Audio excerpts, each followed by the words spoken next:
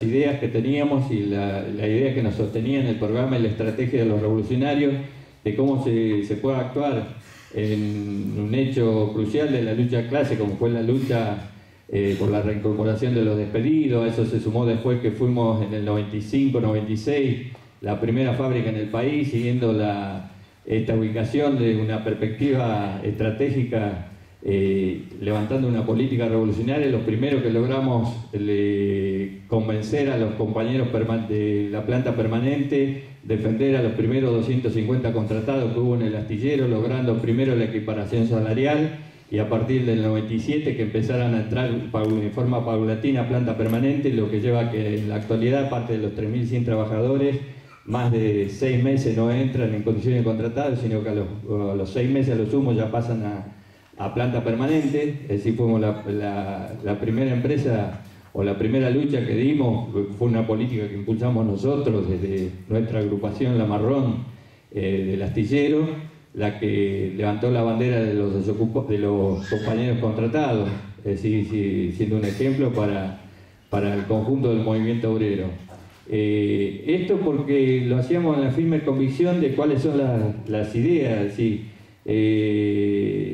decir, ¿por qué a pesar de haber sufrido las derrotas de la dictadura, las derrotas que provocó el ataque económico bajo el alfonsinismo, como fue la hiperinflación, de haber soportado la oleada privatizadora y de despido y de desmantelamiento del Estado, con más de 500, 600.000 trabajadores estatales en la calle, ninguno, porque los compañeros siguen militando. Los compañeros que llevan parte de ese pequeño equipo de obreros siguen militando en el PTS. ¿Por qué no nos fundimos? ¿Por qué no nos quebramos? ¿Por qué no buscamos una salida individual como fueron obligados por la situación? ¿Cómo no entender a esos compañeros, a los 1.600 compañeros que se fueron con el retiro voluntario porque no veían ninguna perspectiva? Estuvimos 2 años parados, cobrando cada 50, 60 días. Muchos de los trabajadores del astillero perdieron a su familia porque era una situación insostenible. 3 compañeros se suicidaron dentro de la fábrica porque no podían mantener a su familia. Muchos compañeros con problemas psiquiátricos por la difícil situación que se vivía en ese momento. Es decir, tal es así que a partir del año 96-97 empieza una lenta recuperación del astillero, y hoy estamos con 3.100 trabajadores trabajando a pleno y con un alto nivel de recuperación salarial. ¿Y por qué en ese mar de derrotas y de situación en contra nosotros no nos fundimos? En primer lugar, por las convicciones nuestras convicciones en la idea revolucionaria. En segundo lugar, por la confianza en el potencial que tiene la clase trabajadora, la clase obrera. Es decir, porque nosotros cuando hablamos de la confianza que tenemos en la clase obrera, no lo hacemos en forma mística, en forma evangélica, es decir, que confiamos en la clase obrera porque sí, sino porque la clase obrera es la clase obrera, como decía Claudio en su intervención, la más creativa. Es decir, si uno pudiera analizar la historia de las luchas, de los procesos de luchas, de triunfos y derrotas que tuvo la clase obrera en sus más de 180 años de vida, es una clase social que tiene 10 veces, 100 veces, 1000 veces más, tuvo más creatividad que la propia burguesía, que las distintas clases que explotaron en las distintas épocas históricas que hubo entre explotadores y explotados durante más de 500 años, porque en primer lugar creó organizaciones para la lucha, creó los sindicatos, hizo revoluciones, tiró abajo dictaduras, tiene una tradición revolucionaria que provocó varias victorias, como la Revolución Rusa, el triunfo del Ejército Rojo y la instauración del primer Estado proletario, pero también tuvo grandes derrotas. Es decir, nosotros no somos idealistas en el sentido de la confianza de la clase obrera. Es decir, a pesar de más de 30 años de derrota, nosotros podemos decir que la clase obrera, por ejemplo, ¿qué dicen los peronistas de los sindicatos? Los sindicatos son de Perón, ¿no? ¿Escucharon esa frase alguna vez?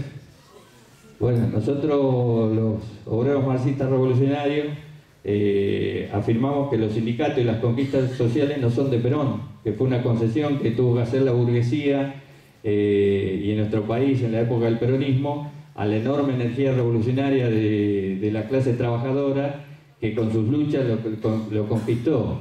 Lo que hizo Perón fue estatizar el papel de los sindicatos, transformándolo en un apéndice de la burguesía para mantener y sostener la dominación, la explotación por parte de los capitalistas y los distintos gobiernos de turno. Es decir, pero ninguna de estas conquistas fue una concesión graciosa de los capitalistas. Toda la clase obrera la consiguió con las luchas.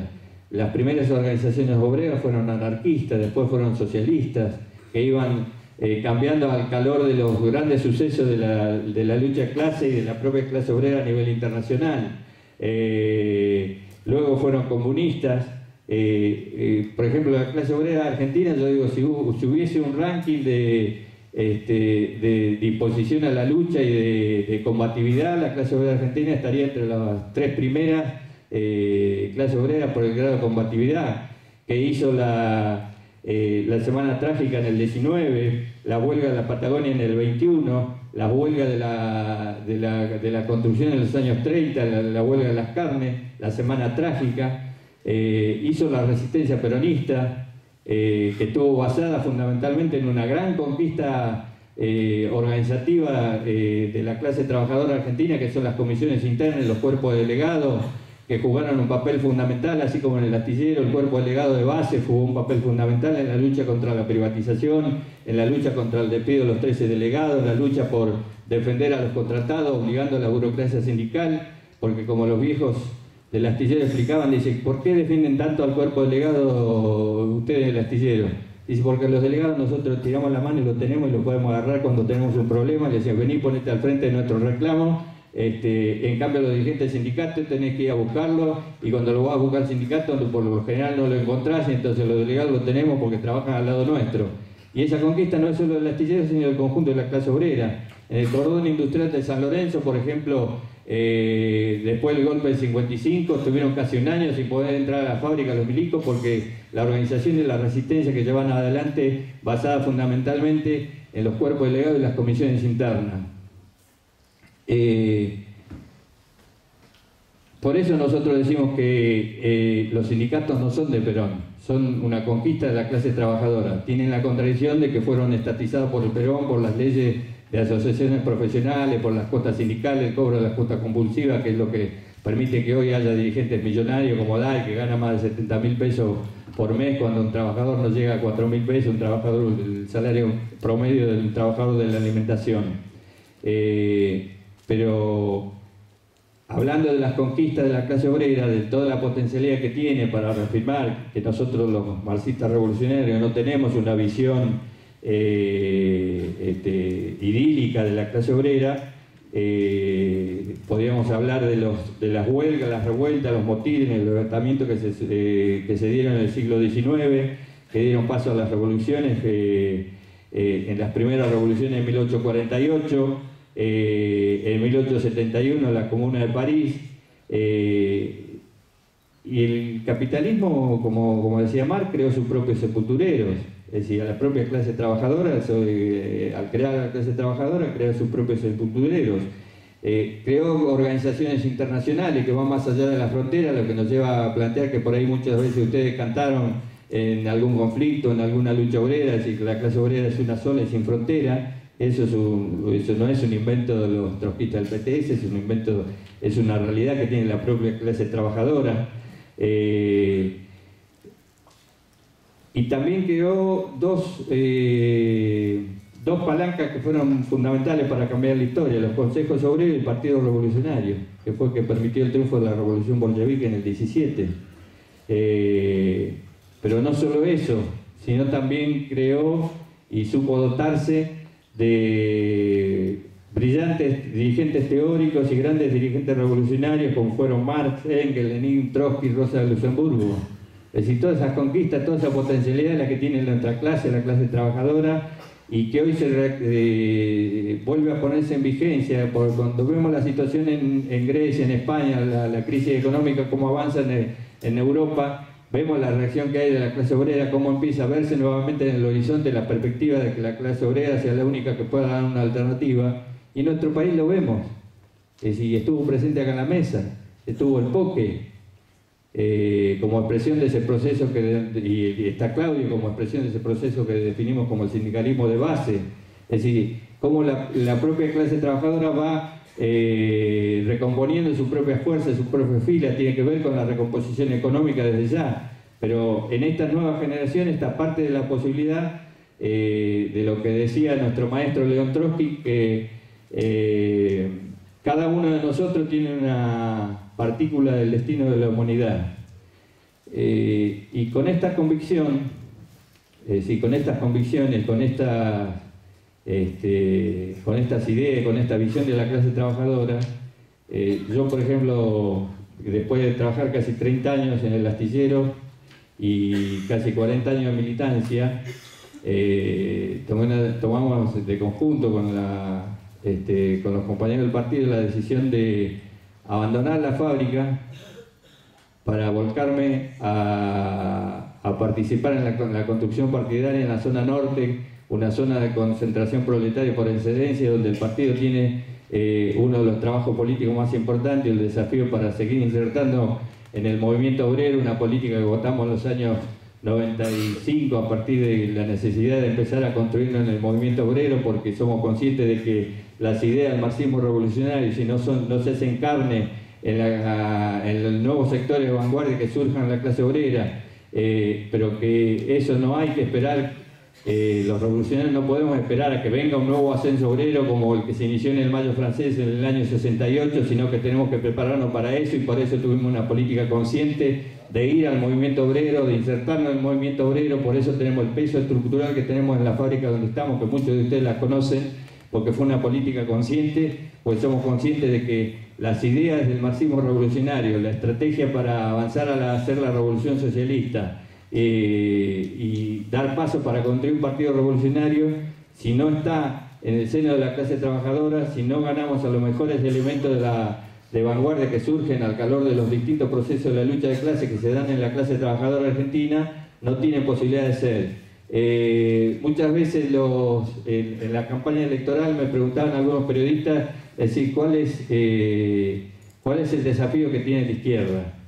Y yo siempre respondí en el sentido de que el gran desafío que tenemos la izquierda, utilizando las campañas electorales, que es el peor terreno para los revolucionarios, para la clase trabajadora, donde mejor se mueven nuestros enemigos, la burguesía, es lograr de que las ideas del marxismo revolucionario empiecen a ser tomadas por gente de carne y hueso, es decir, por sectores de la clase trabajadora, sectores del movimiento estudiantil. Toda esta, si no tiene perspectiva, razón de ser la existencia de la izquierda. Y de toda la actividad que hacemos desde el partido, toda la actividad que venimos haciendo desde el partido, la elaboración estratégica que está encabezada particularmente por el compañero Miguel Bamonte, nuestro trabajo internacional, va en el sentido de preparar ese ejército de esclavos insurrectos que necesitamos para vencer cuando la crisis llega nuevamente a la intervención de la masa, haya nuevos ascensos obreros como el que vimos en el Cordobazo hace 43 años. Y acá yo me quiero referir a un aspecto de por qué nos parece importante a mí y por qué siempre me parece importante cada vez que me invitan a la universidad o a charlar con compañeros universitarios, a dar una charla en compañeros de la universidad, compañeros jóvenes. ¿Cuál es la importancia que tiene la militancia revolucionaria? En esta época el kirchnerismo se volvió a reverdecer, a hablar de la militancia, ¿no? Cuando hace unos años atrás la militancia militar en política era visto como algo malo, es decir, particularmente en los sectores jóvenes. Nosotros cuando empezamos a militar en los 70, yo planteé que lo hicimos al calor del proceso revolucionario abierto en el 68, que es todo lo que conté. En los 70, el que no militaba en alguna organización, cualquiera que fuese, de las miles que existían en esa época, era considerado un estúpido. No tenía relaciones sociales, porque todo su entorno estaba militando en alguna organización. La discusión no era si había que hacer la revolución, el debate que había en ese entonces no era si había que hacer la revolución, si había que luchar por acabar con la explotación del hombre por el hombre. La discusión era cuáles eran las vías para llevar adelante ese proceso revolucionario, si era, por ejemplo, la vía que propugnaban las organizaciones guerrilleras de la lucha armada, o era la lucha por la posibilidad de hacer una revolución por la vía pacífica, como era la experiencia chilena. Esos eran los grandes debates que había en esa época. Y la militancia era una cosa normal, era una cosa común. Hoy se empieza a hablar. Es decir, ¿por qué la importancia del militar y por qué la importancia de los jóvenes? La mayoría de ustedes están en la universidad y están estudiando alguna profesión. Una vez un viejo compañero, muy querido para mí del astillero, como pasan con todos los viejos obreros de base que por lo general casi ni hablan, pero cuando abren la boca te la ponen entre ceja y ceja, te parten la cabeza. Un día estaba tomando mate, paso yo por donde estaba tomando mate, me dice: negro, vení, sentate acá que te quiero hacer una pregunta. Y no quiero que te enojes, me dice. No, viejo, le digo, ¿qué iba a pasar? Digo, no. Se puso tan solemne, digo, ¿qué pasó? No entendía nada yo. Me dice: ¿cómo hacés vos? Dice, porque hay un quilombo en Jujuy y aparecés vos con tu partido. Hay una huelga de los mineros en el Turbio y te vas para allá. Hay otra en Avellaneda y te apareces para allá. La verdad que me sorprendió la pregunta que me hacía el compañero, pero que era una preocupación que él tenía. ¿Y qué le digo? ¿Qué es que hago? Como decía mi hijo cuando era chiquito. ¿Qué es que hago yo? Yo le dije lo siguiente. Mirá, le digo, hay gente que elige ser ingeniero, es una profesión que elige. Otros eligen ser médico, es una profesión que elige. Otros eligen ser mecánico, abogado, contador, economista, científico. Son profesiones que uno puede elegir en la vida.